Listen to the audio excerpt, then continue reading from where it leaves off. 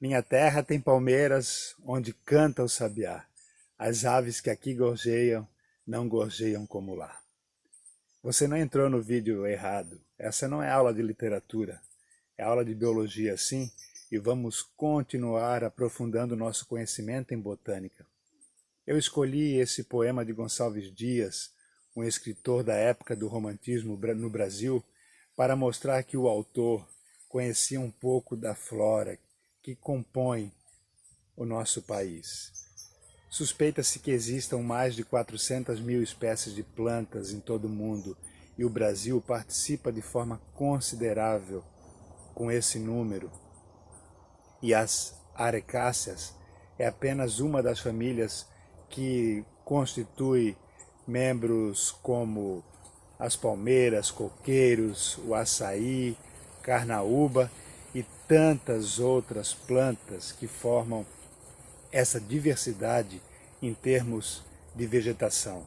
Eu convido você nessa aula para conhecermos um pouco mais os 4 grandes grupos vegetais. Não vamos nos aprofundar muito, não é uma especialidade em botânica, mas um conhecimento básico para que você consiga entender um pouco mais essa diversidade, essa riqueza do Brasil em termos de planta e também seja consciente da nossa responsabilidade em termos de cuidar e de cultivar de tudo isso.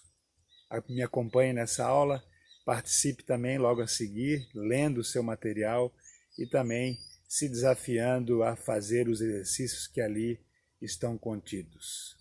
Fique comigo, um abraço e uma boa aula a todos nós. Valeu!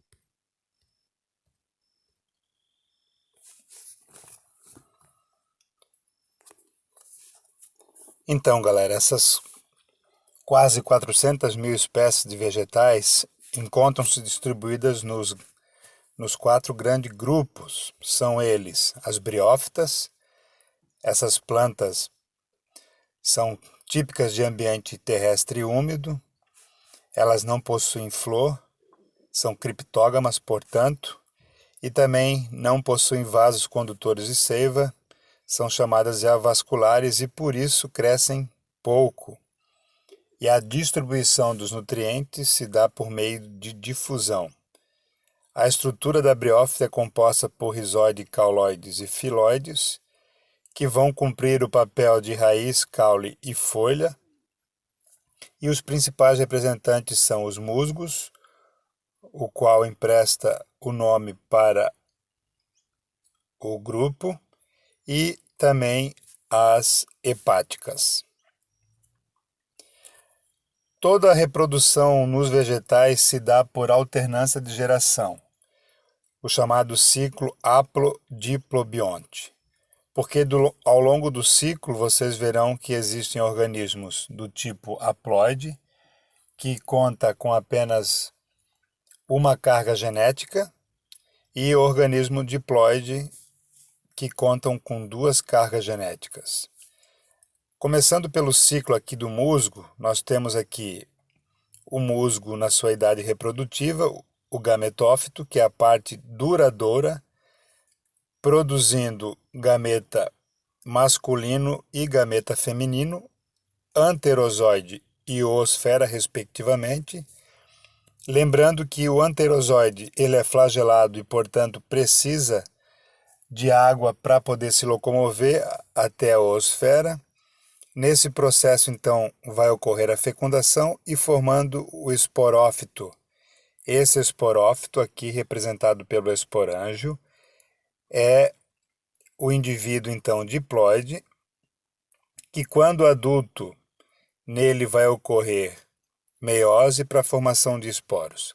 Vale lembrar que o esporófito é a fase passageira do musgo, enquanto que o gametófito é a parte duradoura. Uma vez, então, esses esporos germinando no ambiente, vão formar novamente gametófitos, fechando assim o ciclo reprodutivo das briófitas. O outro grande grupo de vegetal são as pteridófitas. Esses vegetais também gostam de viver em ambiente úmido, são criptógamos também, não tem flor, só que aqui nesse caso elas são vasculares ou traqueófitas. Portanto, conseguem conduzir a seiva por meio de vasos.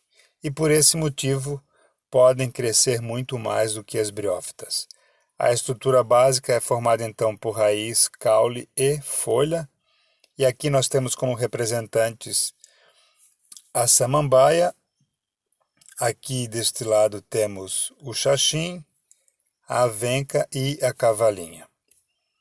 Nesse caso, a reprodução também é alternância de geração. O esporófito agora é a fase duradoura. Nele se encontram os soros que vão desenvolver os esporângios e lá dentro vai acontecer a meiose formando o esporo. Esse esporo vai formar o gametófito, que é um prótalo, uma estrutura que vai produzir ao mesmo tempo anterozoide, gameta masculino, e oosfera, gameta feminino. Esse anterozoide também é flagelado e, portanto, depende de água para a reprodução, as pteridófitas também. Acontecendo a fecundação, vai formar então esse embrião ou zigoto, formando um novo esporófito e assim dando a formação de um esporófito jovem, fechando o ciclo das pteridófitas, aqui no caso representado pela samambaia. O outro grande grupo de vegetais são as gimnospermas. Elas vivem preferencialmente em ambiente de clima frio ou temperado, mas há exceções. Elas são fanerógamas. Elas são fanerógamas com flor, espermáfitas com semente e são sifonógamas. Ou seja, elas têm a produção de pólen e esse sifão é formado pelo tubo polínico. Também são vasculares ou traqueófitas, com a presença de vaso condutor, e a estrutura básica de uma gimnosperma é formada por raiz, caule, folha, flor, que a gente vai chamar de cones ou estróbilos, e também sementes. Nesse caso, o nome gimno significa nu, pelo fato deste grupo não haver a produção de fruto. Como exemplos, nós temos aqui os pinheiros, e aqui o nosso pinheiro brasileiro, o pinheiro do Paraná.